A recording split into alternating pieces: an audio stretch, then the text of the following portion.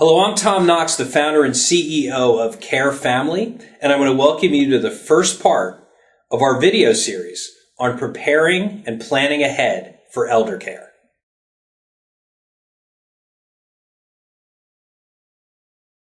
So let's talk about when it's a really appropriate time to be researching care options. And I want to use a personal story to explain this. I recently went and visited my 97-year-old grandfather. And as I was spending time with him, I was noticing things and looking for changes in his behavior and how he was living his daily life. And I noticed a couple things that I think are really relevant to this conversation. Number one, I noticed for the first time with him, even at 97, he was repeating himself a lot. And I was noticing his short-term memory was not like it used to be. And it made me realize that he needs help now with appointment reminders, where he's going during the day, and important events and bill paying and things like that. The second thing was hygiene.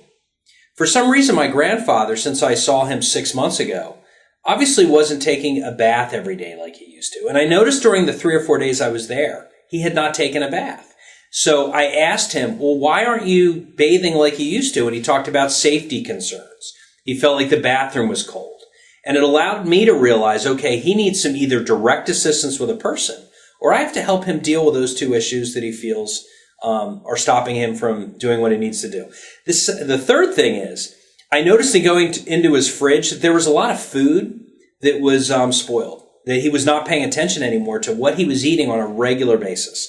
And he had food in the fridge that he shouldn't be eating anymore. And it made me realize, boy, he needs someone who can make him some home-cooked meals, and that he's not eating the way he should. And if he is eating the things in the fridge or drinking the milk, it could cause a health problem.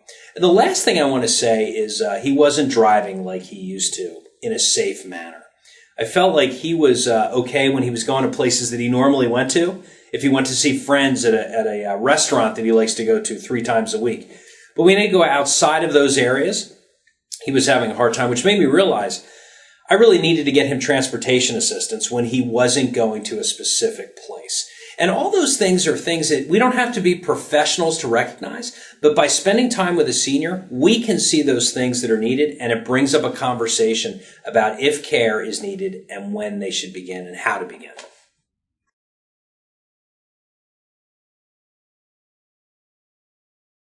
Let's talk about some specific steps in planning ahead for elder care.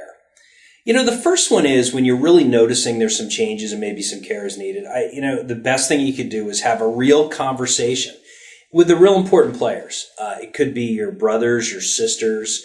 It could be mom or dad, or it could be just dad or just mom, depending on the state of mind of the senior themselves. But I think during that family meeting, you want to be thinking about, a couple things like, what are the goals? What is the budget? Now let's talk about the goals for a second. Some people may want to, take their mom or dad into the house. Or mom or dad may want to move to an independent living facility or an assisted living facility. I think you want to determine what is the goal? What does it look like in 2 years? And if you have a mom and a dad with different skill levels of need of care, you want to take that into account too. Because you want to make sure if they want to stay together, you're able to handle that. Home care can do that. Some facilities can do that. So you want to determine what the short and long-term goals of where they want to live. The next is you want to determine the budget. Okay, what resources are available? There's some people that have saved a lot of money and have pensions and things like that. So their possibilities are unlimited. They can go into a CCRC where they pay a lot of money up front and they're taken care of for life. It could be a situation where people can afford a 24-hour assisted living facility, or a live-in caregiver. Or it may be a situation where people, just want to start and not spend a lot of money and just get a caregiver coming in here and there. And all the way to a perspective of, mom or dad does not have any resources.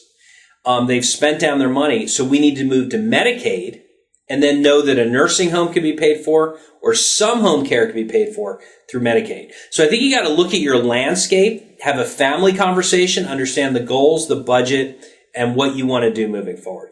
Once you know that, I think it's very good time to get online and start to look at some resources.